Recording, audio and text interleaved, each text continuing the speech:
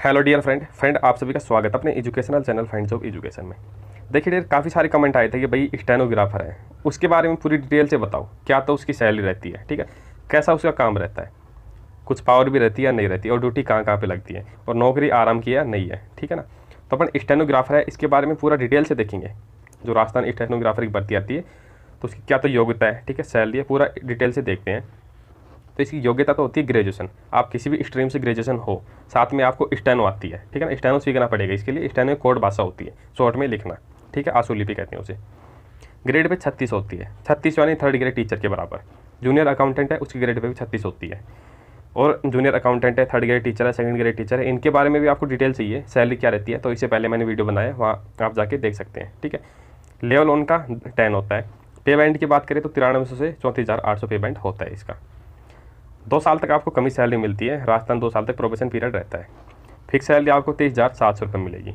अब आपकी कटौती क्या होंगी, तो सभी को बधाई देना चाहूँगा कि भाई राजस्थान में सबसे पहले तो ओल्ड पेंशन स्कीम लागू हो गई है, ठीक है, यानी कि बुढ़ापे का सारा, बुढ़ापे की जो रोजी रोटी है, ओल्ड पेंशन स्कीम वो लागू हो गई है, ठीक है। अब पहले एनपीएस में पैसा 10% कटता था, अब वो नहीं कटेगा, अब पैसा कटेगा जीपीएफ में, जनरल पेंशन फंड में, ठीक है। तो देखो प्रोबेशन पीरियड में तो जीपीएफ कटता नहीं है, ठीक है, यानी 21 रुपये प्रोबेशन पीरियड में तो कटेगा नहीं। प्रोबेशन पीरियड में कटेगा सिर्फ RGHS, Rajasthan government health scheme है, उसकी जो मेडिकल सुविधा है, जो हेल्थ सुविधा दे रही है, उसमें 220 रुपये कटता है। तो आपको कटने के बाद इन हैंड सैलरी मिलेगी 23,480 रुपये। जैसे ही आपका 2 साल कंप्लीट होता है तब आपकी बेसिक सैलरी हो जाएगी 33,800 रुपये। बहुत ही बढ़िया सैलरी है, बढ़िया सर्विस है पीए की, ठीक है, स्टेनोग्राफर की। डीए आज चल रहा है 34%, और ये डीए कल ही बढ़ा है, 1 अप्रैल को ही बढ़ा है। ये डीए कब का है, ये जनवरी 2022 का डीए, जो अप्रैल में जाके बढ़ा है, ठीक है। पहले डीए 31 था, अब 34 हो गया है। एचआरए आपको 9% मिलेगा और 18%। तो देखो 18% कहाँ मिलेगा, जो वाई कैटेगरी की सिटी है, जैसे जयपुर है, जोधपुर है, बीकानेर, अजमेर है, कोटा, वहाँ पे आपको एचआरए 18% मिलेगा। बाकी जगह आपको 9% एचआरए मिलेगा। अब जो ये सिटी एरिया है, जैसे जयपुर है, जोधपुर है, तो जयपुर में जैसे एक ग्रामीण एरिया आता है, रूरल एरिया है, एक है जयपुर में सिटी एरिया। तो जो जयपुर का सिटी एरिया वहाँ पे एचआरए आपको 18% मिलेगा, जयपुर का जो ग्रामीण एरिया है वहाँ पे एचआरए 9% मिलेगा, ठीक है ना। साथ में एक आपको मिलता है सिटी अलाउंस। ये सिटी अलाउंस 600 रुपये मिले, सॉरी 600 नहीं, 1000 रुपये मिलेगा आपको सिटी अलाउंस, ठीक है। सिटी अलाउंस मिलेगा 1000 रुपये। अब सिटी अलाउंस किसको मिलेगा, जिसको एचआरए 18% मिलता है, जिसकी ड्यूटी सिटी में होती है, उसी को सिटी अलाउंस मिलता है, शहरी क्षतिपूर्ति भत्ता, ठीक है ना। ये मिलेगा आपको 1000 रुपये। इसके अलावा कोई और अलाउंस नहीं मिलेंगे। ट्रैवलिंग अलाउंस टीए की बात करूँ तो ये मिलता है उनको जो मान लो ऑफिस काम से कहीं बाहर जाते हैं, जैसे मान लो आप ऑफिस काम से कोटा गए, ठीक है, बूंदी गए, उदयपुर गए, ठीक है, जयपुर से या जयपुर में आप कहीं और गए, ठीक है, वहाँ पे आपको टीए मिलेगा। ये पर डे के हिसाब से मिलता है, ये पर डे एक दिन का 1300-1400 रुपये मिलता है। भाई आपका किराया, खाने पीने का जो खर्चा है उसी के अनुसार 1300 रुपये मिनिमम है, 1300 रुपये से ज़्यादा ही मिलता है, ठीक है। ग्रॉस सैलरी आपकी हो जाएगी 48,334, जब आपको 9% एचआरए मिलेगा तब। जब आपको 18% एचआरए मिलेगा तब आपकी ग्रोथ सैलरी हो जाएगी 51,376। अब ओपीएस में कटौती क्या क्या होंगी तो ये देखते हैं। भाई जीपीएफ में आपका पैसा कटेगा 2100 रुपये। एसआई जो स्टेट इंश्योरेंस है उसमें आपको 2200 रुपये कटेगा, आप ज़्यादा भी कटवा सकते हैं, ठीक है ना। आरजीएचएस में 220 कटेगा। टोटल कटौती ये हो गई आपकी, कटने के बाद आपको इतनी सैलरी मिलेगी। देखो बात करें इंक्रीमेंट की, तो इंक्रीमेंट साल में 2 बार लगता है। इंक्रीमेंट 2 प्रकार से लगता है, एक तो बेसिक पे जो आपकी बेसिक है 33,800 रुपये, उस पर ये लगता है साल में एक बार 1 जुलाई को। 3% का लगता है इंक्रीमेंट हर साल, ठीक है, हर साल आपको 3% का इंक्रीमेंट मिलेगा। आपकी बेसिक पे 33,800 है, दूसरे साल आपकी बेसिक पे हो जाएगी 34,800 रुपये। इस प्रकार से आपको इंक्रीमेंट मिलता रहता है। एक इंक्रीमेंट मिलता है डीए पे, यानी कि जो आपका महंगाई भत्ता है उस पर इंक्रीमेंट मिलता है। ये साल में 2 बार मिलता है, 1 जनवरी में, 1 जुलाई में, ठीक है। फिलहाल गवर्नमेंट 3%, 4% इधर से डीए बढ़ा रही है। फिलहाल डीए कितना है तो ये 34%। अब देखिए डियर, इनका वर्क क्या रहता है, काम क्या रहता है। तो देखो अब तो स्टेनो की ज़्यादा आवश्यकता नहीं पड़ती है, इसीलिए स्टेनो की भर्ती बहुत ही कम आती है। पहले स्टेनो की ज़्यादा आवश्यकता पड़ती थी, जैसे कोई सीएम है, ठीक है ना, या कोई और मंत्री है, स्पीच देने जा रहा है, ठीक है, तो उसको स्पीच को फटाफट लिखना, ठीक है। अखबार वाले ये ज़्यादा वैकेंसी निकालते थे। जो भी बोले गए शब्द है उनको टाइपराइटर से भी तेज गति से कोडिंग विधि से लिखना, यानी शॉर्ट विधि में, आशुलिपि में लिखना। अधिकारी को फाइल है उनको प्राथमिकता व निरीक्षण इनका काम रहता है। जैसे कोई अधिकारी है उनके पास इनकी ड्यूटी लगाई जाती है, तो कोई भी फाइल आती है तो सबसे पहले स्टेनोग्राफर है, स्टेनोग्राफर को पीए कहते हैं, ठीक है ना, पर्सनल असिस्टेंट। ये पीए एज ए ऑफिसर, कोई भी ऑफिसर है उनका पीए होता है, जैसे आरएस अधिकारी है, ठीक है ना, या कोई चीफ ऑफिसर है, ठीक है, उनके पीए के रूप में काम करते हैं। कोई मीटिंग है तो सबसे पहले मीटिंग का ऑर्डर इन्हीं के पास जाता है, ये बताते हैं अपने ऑफिसर को कि भाई वहाँ पे ऐसे मीटिंग है।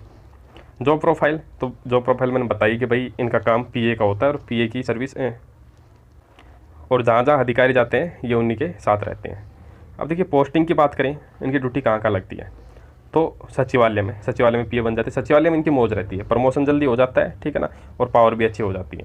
अधिकारी से मिलना जुलना, अधिकारी के पास बैठना, कोई भी आरएस ऑफिसर है उनके पास ही पीए के रूप में काम करते हैं, ठीक है। कोर्ट है, कोर्ट में इनकी ड्यूटी लग जाती है। सरकारी टाइपराइटर, यानी कोर्ट में सरकारी टाइपराइटर के रूप में काम करते हैं, ठीक है ना।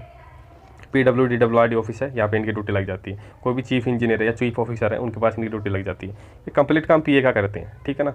पर्सनल असिस्टेंट का, जैसे कोई मीटिंग है, ठीक है, कहीं जाना है तो सबसे पहले जानकारी पीए को ही आती है, ठीक है ना। टैक्स डिपार्टमेंट है, वहाँ पे इनकी ड्यूटी लग जाती है। पावर, तो पावर मैंने बता दी कि भाई अच्छी पावर रहती है, काम इतना रहता नहीं है, अधिकारी के पास बैठना उठना रहता है, इसलिए जानकारी अच्छी रहती है। ड्यूटी टाइम तो वही है, ड्यूटी का टाइम 9:30 बजे से 6 बजे तक, ठीक है, 6 बजे तक इनकी ड्यूटी रहती है। छुट्टियों की बात करें तो भाई वही छुट्टी इनकी संडे सैटरडे की छुट्टी परमानेंट मिलती है इनको, सभी गवर्नमेंट हॉलीडे मिलते हैं। एजुकेशन लीव, यदि आप पढ़ाई करना चाहते हैं तो आपको पढ़ाई के लिए छुट्टी मिल जाती है। अब ये एजुकेशन लीव जैसे प्रोबेशन पीरियड है तो उसमें तो आपको 1 महीने की छुट्टी मिलती है विदाउट पे लीव, बिना सैलरी के। 1 महीने से ज़्यादा छुट्टी लेते हैं आप प्रोबेशन में तो आपका प्रोबेशन उतना ही आगे बढ़ जाता है, ठीक है। और जब आपका प्रोबेशन पूरा हो जाता है तब आप एक बार में 6 महीने की छुट्टी ले सकते हैं विदाउट पे, बिना सैलरी के, ठीक है। और उसको बाद में बढ़वा भी सकते हैं। पितृत्व अवकाश की बात करें तो भाई 15 दिन का इनको पैटर्न लीव मिलता है। मैटरनल लीव मातृत्व अवकाश 6 महीने का मिलता है, ठीक है। वो किन को मिलता है, वो लड़कियों को मिलता है। 15 CL मिलते हैं, 30 PL मिलते हैं, 20 मेडिकल लीव, 2 RH का अवकाश मिलते हैं। ये जानकारी ऑफिशियल जानकारी है सारी। अब देखिए डियर, बात करें क्वार्टर की, तो क्वार्टर आपको सीनियरिटी के अनुसार मिलता है।